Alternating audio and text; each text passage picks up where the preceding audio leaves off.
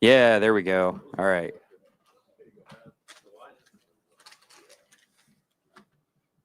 Cool.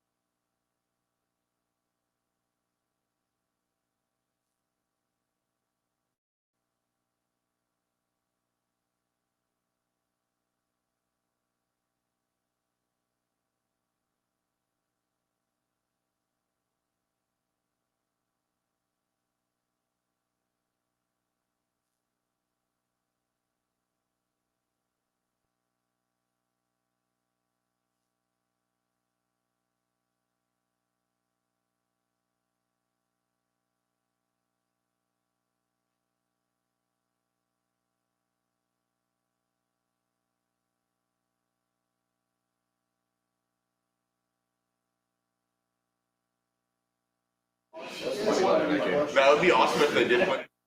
So it's all street shit.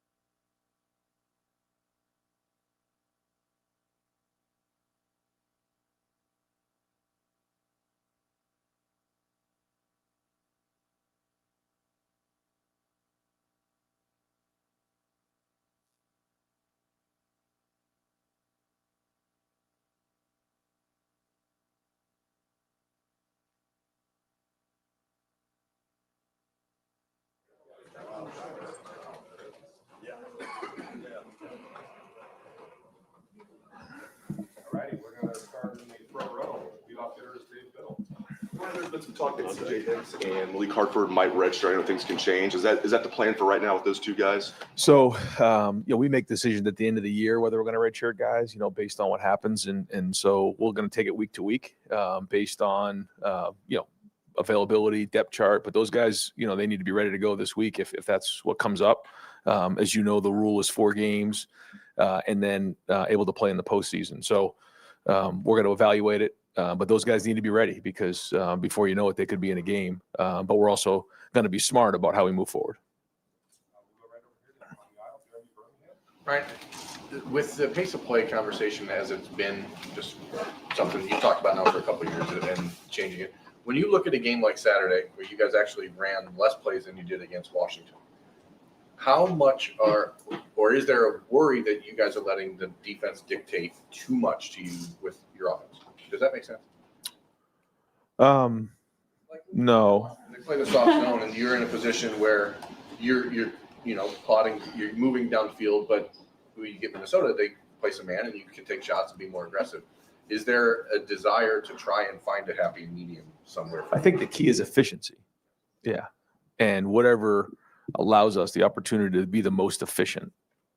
There's times where, we want to line up quickly and get on the ball and play, but you also want to make sure you're running sound plays. And there's a lot that we could get into about what schematically gives you the best opportunity and chance, and whether coordinators can look at your formations and then make their calls to the defense. Getting everybody into a huddle, communicating, and getting everybody on the same page, allowing your quarterback to talk about the alerts, 2 plays. There's just a lot of things that can come into play when you're in the huddle.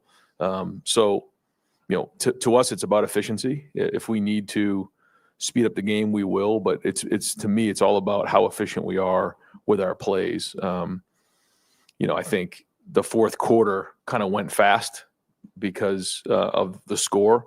So I think we were on pace to probably play a lot more plays in the game, but because of the score, I think the fourth quarter just kind of came and went, and we didn't have a whole bunch of plays there. But the ultimate key is efficiency, and then what gives us the best opportunity to do that. And if it's tempo, we'll do it. If it's not, then we won't. But that's it. And because the game has changed and is changing every week, so we have to make sure we're ahead of it.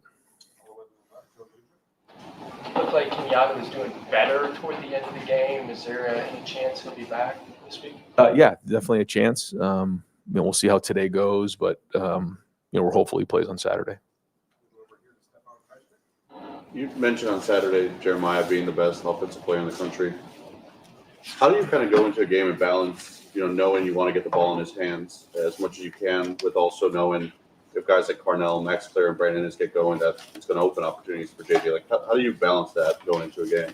Well, a little bit of both in terms of, you design plays where you think the ball may go one place, but if a defense, is designed to stop that area or that player or that, area of the formation or area of the field or whatever it might be, then the ball needs to go somewhere else. And I think that's what's, challenging for a receiver to, again, I say that, and it's, whether Jeremiah gets the statistics that he would need to get into the Heisman race or not, it's sort of out of his hands, because there's just certain things that can happen that are out of his control. So that doesn't change who he is in terms of a player, his impact on the game, or anything like that.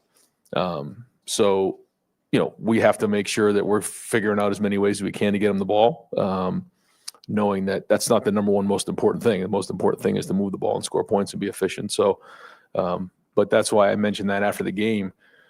Carnell has done a lot of the dirty work that's allowed, some of the other guys on offense to have success, and then vice versa. Jeremiah, dictates coverage or as a decoy on a play to open up something for Carnell. That's winning football, and that's going to be the key moving forward. And I think you're seeing, guys like Max and our running backs really starting to take strides forward now to make an impact. And we just want to make sure when we go into a game that, based on what the defense is giving us, that we can attack them in that area. When you lose that balance, that's when you put yourself at risk. So whether it's in personnel groupings, running, throwing, styles of plays, we always want to make sure we're on the attack. Right. That field goal you guys tried was only the 6th 50-yard field goal you've tried since you've been head coach. I know you don't want to be in the business of kicking them, but should you have a kicker that can make it from 50 yards? And was any part of calling it there seeing whether or not Jaden can do it? Yeah, for sure. I think maybe have we tried 3 with him or 4 with him? Maybe 3. Yeah. We go off what we see in practice, but it needs to show up in the game. I thought that was a great opportunity early in the game for him to make a 50-yarder, a 50-plus yarder. He just missed it, but that's going to be something that is going to come up here down the road. And like you said, those things got to go through the uprights at some point during the season. It's going to come up in a big spot. So we like what we see in practice, but it's got to carry over to the game, because that's what matters. That's all, what we get judged on. So we need him to make that kick. It's important. He's an important part of the team. Everybody's got to do their job. Expand a little bit, I guess, on the battle you had with he and Jackson in camp, because Jackson has made a couple 50-yarders in his career. Yeah. It was sort of back and forth early. I thought Jaden really pulled away towards the end of camp. We'll go off what we see in practice, but it's good to know that you have two kickers that are capable.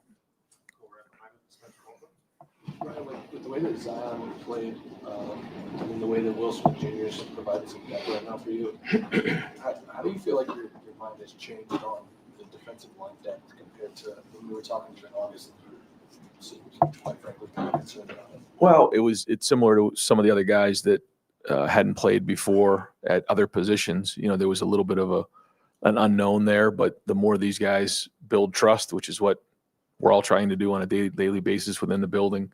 When you go on the field, are you doing your job?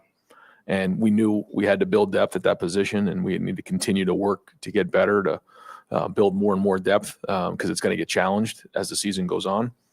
And, you know, so these guys are putting in the work every day, and it's great to see some of them grade out. Some of those guys graded out champions over 80%, and that's got to give them confidence. And so we need all of them. And, you know, to answer your question though, like we're nowhere where we need to be anywhere across the board. And if anybody thinks that, like we're setting ourselves up, you've heard me say this before, like we got a really good opponent that we're playing this week that knows how to win. You know, Brett is as good a coach as there is in the game. He's got a really good staff. His players are tough. They're smart, and they know how to win. And you know, they know how to win games like this, you know, at home, noon game, 11 local time. You know, they're really good. So we have to have them, you know, the best week of practice we've had all year, and we got to get on that plane, get ready to play with a ton of energy, and play with a great physicality and fly around, because it's going to be a great atmosphere. I know that, our players know that, and so again, it starts at 2:30 today. But I just think that, you know, all those guys are building confidence, but like it's got to continue to build week in and week out. And but the good news is we've seen it. It's on film. These guys shown they can do it. So the more we can now consistently do it, that becomes our identity. Obviously, your reputation as a quarterback developer is well known at this point, but it's been different every single time, right? What's necessary for that quarterback on game day. With Julian, it just kind of feels like, maybe I'm wrong about this, but this has been the most ideal scenario that you've had to develop a quarterback. He spends a year sitting behind someone who wins a national title, gets a couple snaps. Obviously, he has a big game early, but you've got a good defense that you can rely on while you're bringing along the quarterback slowly. You're giving him more and more every single week. And just is that a fair assessment there of when you look at the environment Julian gets to kind of bake in compared to maybe what Kyle had, CJ had, Justin had?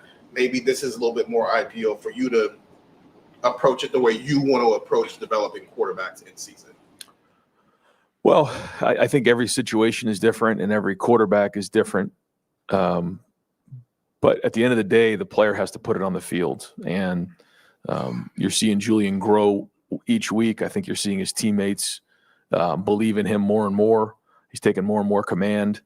I think he understands, and it's important for any quarterback to understand what he's surrounded by on both sides of the ball, all three phases, and know, you know, what we need to do to win the game. And if we can continue to do that, then we're going to, you know, have a chance to reach our goals this season. But this is going to be another challenge for him on the road, second road game, and another really difficult environment. You know, to me, this is like a top 10 opponent on the road, and you know, he's gonna have to play really, really well. This is the next step in the progression.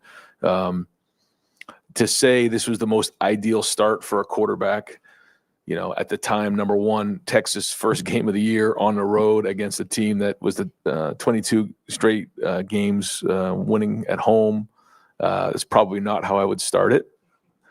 But to your point, having a strong running game, having a good defense, and, you know, not being put into positions where he has to come from behind early in his career is good. But, you know, that's going to happen at some point. We're going to have to do that. So he's growing every day, and we got to keep, you know, giving him more and more to handle. But at the same time, understanding that, you know, this is about winning games, and we want to score every time we get on the field. But it's not just about that part of it either. He's got a good defense. He's got a good running game. And then each game we'll have to go with a game plan that we think gives us the best chance to win. Your process, whether it's picking the quarterback, even recruiting him, evaluating it seems very almost, this is my pace I'm going to work at. It's very thorough. Where did that philosophy come from in terms of the whole process of how you go about evaluating quarterbacks and developing them, essentially get them to the point that now they're on the field and now you're doing. Yeah, it's not a science, because if it was, these NFL teams and these college teams would have it down and they'd have an AI app and figure out how to figure out what the best quarterback is, but that doesn't work that way. There's just so many intangibles in place, and I think the more you're around it, the more you see traits in certain guys that are aligned, and then when you work with them, you get a chance to see how they respond to different situations. There's a lot that goes with being a quarterback. There's an intellectual level that has to be at a certain point. There's a spatial intelligence. There's an emotional intelligence in dealing with players. There's, processing of information. There's a resilience. There's just a lot that goes with it. And then there's the physical traits. So over time, you just start to, see similarities, and sometimes you're wrong. And then you have to find the right person that's right for this school, this place, this program, because that's not always easy to find. This, like I've said all the time, Ohio State's not for everybody, but Julian, I think in his mind has always felt like he wanted to play at a place like Ohio State, where, he saw himself in that light. And I think that's part of the process of quarterbacks. Like they see what they want, and like they're just driven, and you can't tell them anything else, that this is what they're going to do. And it's not up for discussion, despite setbacks that are going to come along their process. Ryan, when you prepare for a team that has one outlier performance, I'm talking 63-10 against Indiana, how do you explain that? And do you look at that film and say that's stuff that can be exploited, or is it almost such an outlier that you say we don't even take much away? Yeah, pitch the game, throw it out. It's not who they are. I can't quite explain that game. I know Nebraska had the same thing that happened last year, and then came in and played us all the way to the fourth quarter. So throw that film out. Don't even barely look at it, because to me, that's not who we're playing. They, whatever it was in that game, it's an outlier. So we're going to look at, the games that were played prior, what they did last year, what they've done the last two games. Brett's, again, one of the better coaches in the country, and he's a resilient guy, and they're a resilient team. So I think it says a lot about them to rebound the way they did, get a win against USC, and then go play the way they did last week. So, we all know that going through a tough loss can bring a bunch of people together. I think they've done that. And so we know we're going to get their best shot here on Saturday. And we're going to talk about that today, and we've got to have a great day of practice. Hey, Ryan, after the game Saturday, Minnesota was discussing how the defensive game plan that you all brought changed very significantly in the first series after. Can you walk us through how, when you start a plan for the defense for a game, how that evolution occurs and you throw these completely different pictures at an offense? Just how that confusion happens, how those conversations work to make sure that the picture gets fuzzy. Yeah, I think we're always trying to figure out a way to make it complicated for the other team, but simple for our guys. That's what coaching is all about. And there's a balance that you try to find of doing too much so that the guys aren't playing fast, but doing enough that keeps them off balance. And we have to have in all three phases, different things that you can't just get narrowed in on. Coaches are too good nowadays. They'll exploit. If you see a weakness or you see a tendency, they're going to be all over that. But then if you don't have tendencies, that means you're not very good at anything. And that's what we're all trying to figure out as coaches. And when we identify, how a team's trying to attack us, then we try to make adjustments just like any program does, when they come over to the sideline and then at halftime. But you got to credit the players. They're the ones that are actually doing it on the field. It's one thing to have an idea or have an adjustment, but it's another thing to put it on the field. And so when you have guys like Caleb and Sonny and Arvell and IGB and Kenyatta and Caden who have played football enough and seen it, they have sort of a Rolodex of plays that they can recall to get back to, and then communicate that to the other guys on the defense. So that's the sign of a mature team, when you can make adjustments but then actually execute them on the field. Ryan, there were some opportunities, I think, for Josh Padilla there at right guard on Saturday. I know every week, every position is up for evaluation. Is right guard a spot where you guys are still searching, experimenting, or what went into that process? I think it's more about the work Josh is putting in on a daily basis. This is a guy who plays center and plays guard and just goes to work every day. And you just watch the way he plays. We do some, ones on twos, twos on ones. And when you watch, our second group go out there late in the game, they kind of, we've seen it before. They go out 3 and out, and it's like, okay, these guys went down the field. And I thought that was a good sign just for the overall culture of the team that, we're competing against each other, a lot of good on good in practice. And when we see Josh out there, we just see a lot of good play and just felt like he deserved an opportunity to get out there and play. We felt like he could go to center, but when you're moving the center around, there's a lot that goes with that, with Julian and the communication. So we wanted Josh to get some work at right guard because we feel like he's earned that opportunity. Did great out too, but Tegri did as well. So that's all a good sign. So when guys deserve to be starters, whether it's at offensive line or another position, we want to try to get them in the game. So we'll keep evaluating on a week-to-week basis. Right, you just kind of mentioned this about Julian, but one thing that stands out, it seems, over these first 5 weeks in his performances is he's just in full command. It seems command keeps on coming up, but command's a very broad word. So I guess I ask you, what does command look like in your eyes? What does that mean? What all does that entail? Well, I think it's competency. You always hear me talk about building trust, but it's true. Like, do the guys around him trust him? Trust all of us. Trust me. Trust the coaches. Trust each other. And the first is your character, who you are. Then it's your connection with people. But a big part, especially a quarterback, is your competency. Like, do you know what you're doing? So he and Billy do a lot of work. Lincoln, the quarterbacks, I'm in there a good amount of time. And we're making sure that, like, nobody knows the offense better than the quarterback. Center, tight. I mean, there's a lot of guys that know the offense, but the quarterback, when he gets in that huddle, he knows exactly what's going on. And some of those play calls are like paragraphs.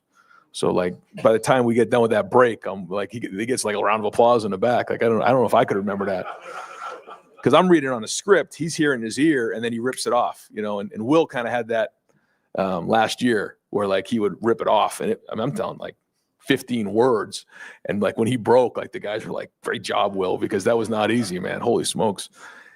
But that Julian picked that up, and so he can recall it fast. Calls it in the huddle on one, ready, break. Everyone breaks the huddle. It's just like this feeling of, like, all right, we got this.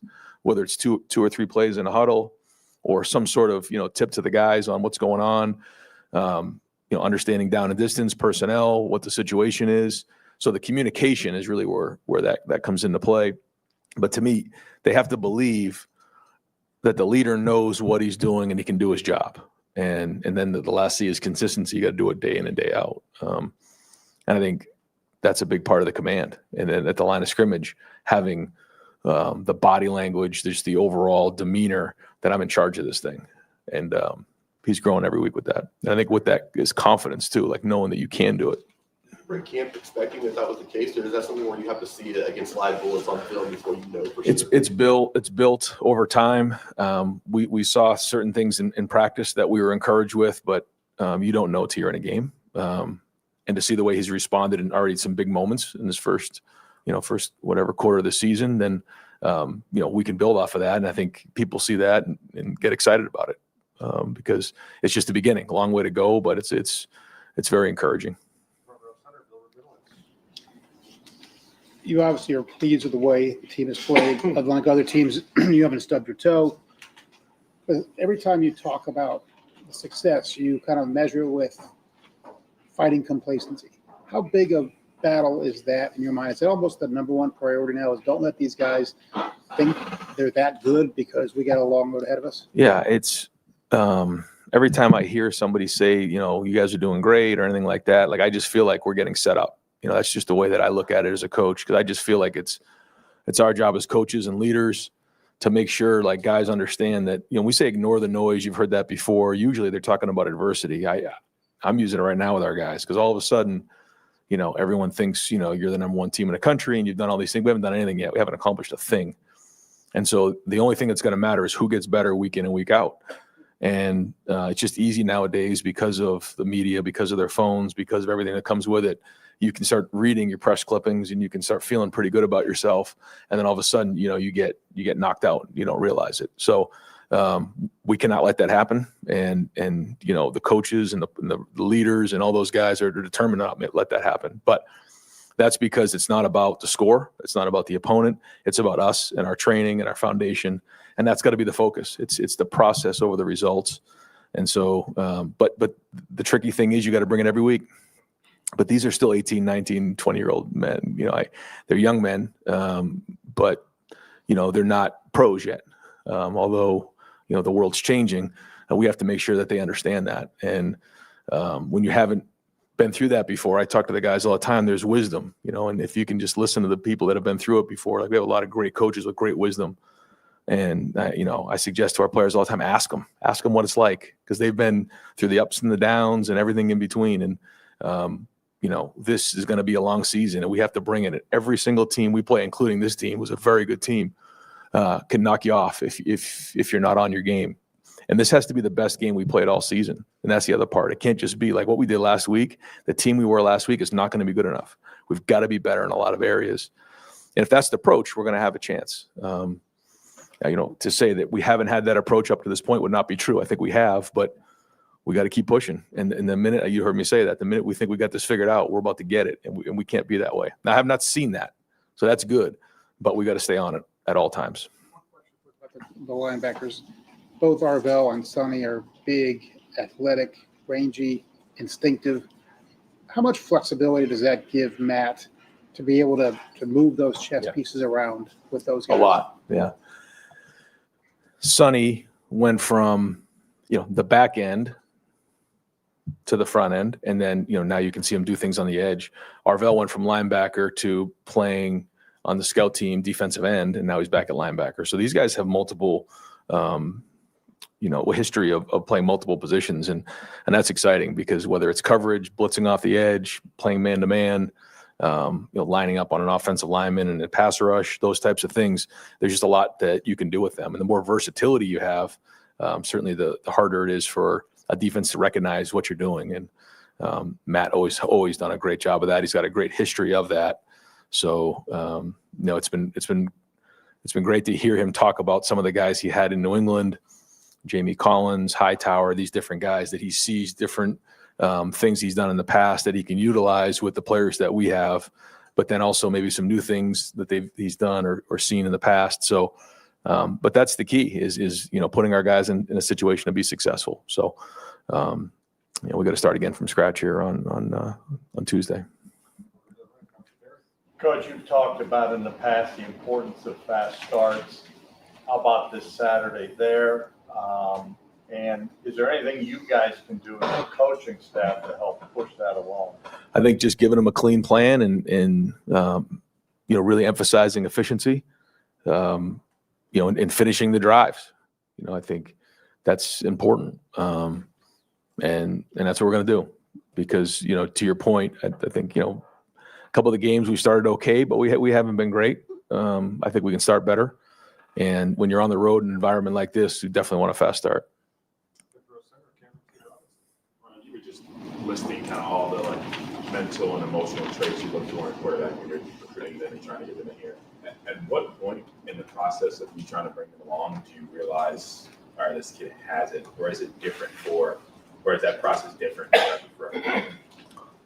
It's like you have these moments where they're kind of climbing the mountain and growing. I don't know how to describe it, but it's like, okay, he's getting pretty good. And then you get off the field, you're like, this guy might have a chance. And then you see him in a game and that's a good sign. And you start to check those boxes where some guys, you come off the field, you're like, man, I just don't know. I don't know if he sees it. I don't know if it makes sense to him. You talk about those things. And then he comes back the next day and maybe responds or doesn't. But there's these moments where you recognize it and evaluate it and say, this is trending in the right direction or it's trending in the wrong direction. And that's probably the best way that I could describe it. It's not a linear line. It's kind of up and down like this. But the good ones respond quickly. They make a mistake, they get it fixed, and then they move on. The ones who struggle are the ones that continue to make the same mistake over and over again. With quarterbacks, this extraordinary trait that you look for in some of them. It seems like that Julian's accuracy is that for him. I'm curious, did you see it the same way, and what else stands out from this fact? I would say his accuracy and how quickly the ball comes out is certainly something that I think we all can recognize is pretty special. Just a couple more. We'll go to the back. Patrick Murphy. After the game, you talked about Jeremiah, and you mentioned how Carnell has learned from him. I think most people would assume the older guy is usually the one doing the teaching or whatever.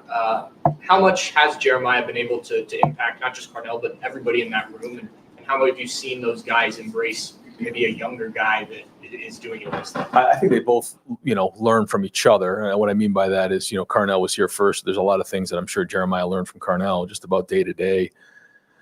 But the fact that there's just days where, one guy's getting a lot of touches, the other guy maybe isn't, and then vice versa. And watching Emeka go through that, watching through, you remember when we had, Jackson and Marvin and Emeka, and, one game somebody's getting a lot of touches, the other one that maybe the guy's doing a little bit more of the dirty work, or he's getting taken away based on coverage. And that's part of the learning process. And I think the way that they watch each other both respond to that, I think is good because they both have great attitudes with that. So I think they both learn from each other is probably the best way to put it. Ryan, where would you evaluate where the running game is at this point in your season? Yeah, I think it's solid. I think there's always areas for improvement. I think we're targeted in what we're doing. I think the guys are playing physical up front. And I think the running backs, every time they get a carry, are learning, getting better. You're seeing yards after contact improve last week, which is an area of emphasis. So I think it's improving. And we know how important that's going to be, especially on a road in an environment like this. You mentioned the 15-word paragraph-long play calls. The guy sending those in is different this year. How would you evaluate how your offensive coordinator, Brian Hartline, is doing? Yeah, he's doing great. It's never easy when you're doing something for the first time. And I think, he has been really efficient. He's prepared for the games. He's got a good group around him. I think he understands that. And that's, we talk a lot about being, of course, not just calling the plays. It's all the organization leading up to that, which he's learning every day, but he's got a great group of guys around him. He understands that part of it. And he knows at the end of the day, it's about players, not plays, and, all those things. But when you're doing everything for the first time, there's learning opportunities, which I give Brian a lot of credit for. Like, he's not somebody that, gets defensive or, he wants to learn. He has that growth mindset, which is similar to what we're talking about with quarterbacks. I think that's why he's done so well just in life and in this game, is because, he doesn't have a big ego when it comes to making a mistake. Once he makes a mistake, he's going to learn from it and grow from it. And so that's how you quickly get better at what you're doing. So still a long season to go, a lot of lessons to be learned. But, I think for a first-time coordinator, he's off to a great start. Oh, thanks, Mike. Only got one question. Yeah. Right. After the first game, the question was Julian saying his accuracy on the deep ball, is it going to get there, et cetera. And now he's like basically the most accurate deep ball thrower in the country. Does that something that has to be generated through game reps? If you understand my question there, game speed is different, et cetera. And where have you seen him really work on that aspect of it? Well, it starts with your feet, but a big part of it is the receivers. Those are long routes down the field, and you can only have so many of those within a week. Otherwise, you just blow your doors off your wideouts. So it has to be efficient. There's a system about how we do it, but you got to give the wide receivers credit, because there's times where, in practice, they'll run the route and maybe the timing wasn't right, and they run back and the ball maybe, is late or behind. But they've learned to understand that this is about building confidence in the quarterback too. And so they put it in during the week, man, like they do. And because of that, it's given us a chance during the week. But there's a lot that goes with throwing the ball down the field, the footwork, the timing, all those things. And we work hard at it, but ultimately the players got to make the plays. Thank you. All right, guys. Thanks. Good? No. All right, Clay, what do you got? What do you got? From Run out of time, Clay. From the hard-hitting question file. Yeah. They play for a bunch of trinkets in this league: axes, old oaken buckets, wooden turtles. Right. Have you actually ever held the Illibuck? I have, and we played them at home in the rain. Remember, it rained really, really hard that game at home, and I got a chance to hold it. Great tradition, two great programs. So I'll make sure that the players know about it. Do those groups come and give little pep talks? Hey, we got to keep this thing, these service academies or anything like that? Yeah, I'll give the pep talk on that one. Yeah.